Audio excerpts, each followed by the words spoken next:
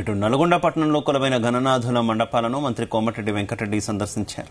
40, 28, 47 వార్డుల్లో ఏర్పాటు చేసిన వినాయక విగ్రహాల వద్ద పూజలు నిర్వహించారు.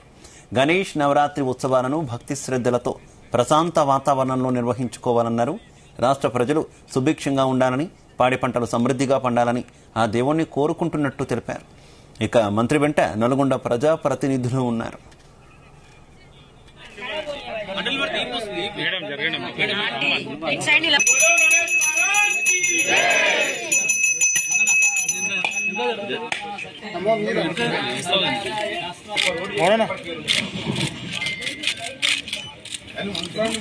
हरी सेल्लू दिया हरी हरी सार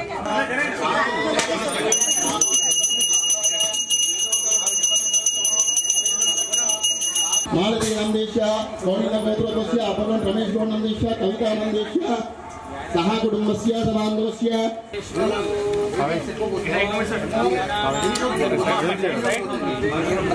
भाई शुभोदय भाई